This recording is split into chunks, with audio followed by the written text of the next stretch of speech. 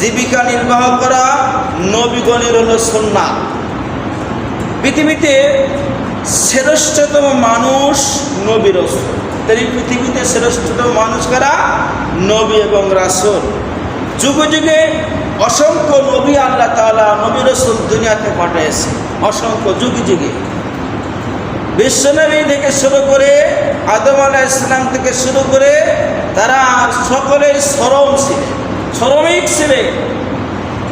তারা শ্রমটাকে এমনভাবে গুরুত্ব দিয়েছে। বিশ্বনবী একদিন মসজিদে নববীতে বসে আছেন, সাহাবীরা প্রশ্ন করলেন, আল্লাহর রাসূল আপনি শ্রমটাকে কিভাবে দেখছেন? তখন রাসূল সাল্লাল্লাহু আলাইহি ওয়াসাল্লাম বলেন, আমি মক্কাবাসীদের দীর্ঘ কয়েক বছর ছাগল আমি চড়াইছি, শ্রম কেটেছি কিছু দিরহামের বিনিময়। কিরা বলেন? বিশ্বনবী বলেন, আমি শ্রম কেটেছি কিছু টাকার বিনিময়ে মক্কাবাসীদের,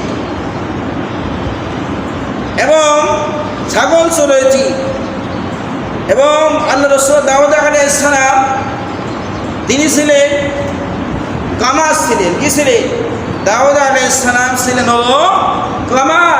কোরআনে সূরা আম্বিয়ার ৮০ নম্বর আয়াতে আল্লাহ তাআলা এই ঘটনা তুলে ধরেছে।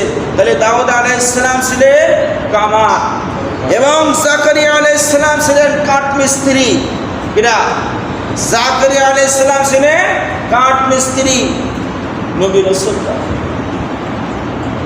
এবং শুআয়ব আলাইহিস সালামের কাছে শ্রম দিয়েছেন মুসা আলাইহিস সালাম। তার বাগানে তিনি দীর্ঘদিন ধরে বাগানটাকে পাহারা দিয়েছে, তার কাছে মাইনে কেটেছেন না বলে? এই নবী রাসূলের আদর্শটা।